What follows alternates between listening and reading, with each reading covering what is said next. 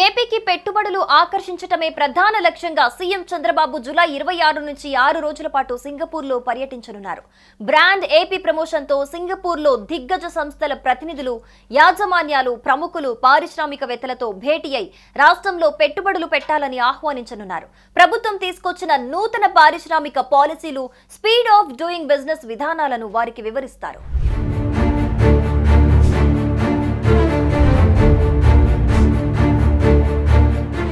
రాష్ట్రంలో కూటమి ప్రభుత్వం ఏర్పడిన తర్వాత దావోస్ పర్యటనకు వెళ్లిన సీఎం చంద్రబాబు రెండో విదేశీ పర్యటనగా సింగపూర్కు వెళ్తున్నారు.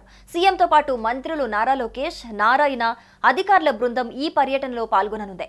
బ్రాండ్ ఏపీ ప్రమోషన్తో రాష్ట్రానికి పెట్టుబడులను సాధించేందుకు ఈ పర్యటనను వేదిక చేసుకోనున్నారు. ప్రభుత్వం తీసుకొచ్చిన నూతన పారిశ్రామిక విధానాలు, స్పీడ్ ఆఫ్ డూయింగ్ బిజినెస్ విధానాలను వివరించి పెట్టుబడిదారులను ఆహ్వానించనున్నారు. పోర్టులు, ఎయిర్పోర్టులు, హైవేలు, హార్బర్లు, భూముల లభ్యత, కనెక్టివిటీ, 1053 కిలోమీటర్ల తీర ప్రాంతం, నిపుణులైన మానవ వనరుల గురించి వివరించనున్నారు.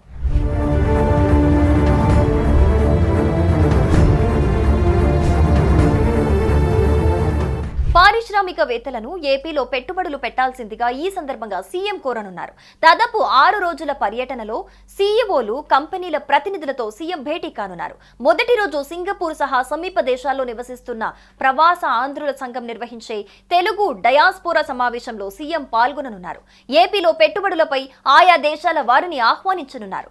పేదరిక నిర్మూలనకు ఏపీ ప్రభుత్వం చేపట్టిన P4 కార్యక్రమంలో భాగస్వాములు కావాలని సీఎం పారిశ్రామికవేత్తలను కోరనున్నారు.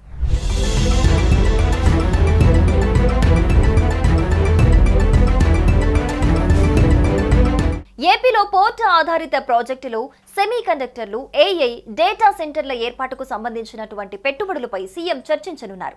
ఈ ఏడాది నవంబర్లో విశాఖపట్నంలో నిర్వహించే పెట్టుబడుల సదస్సుకు సింగపూర్ పారిశ్రామికవేత్తలను ఆహ్వానించేందుకు సింగపూర్ దేశానికి చెందిన ప్రముఖులతో సైతం ముఖ్యమంత్రి భేటీ కానున్నారు.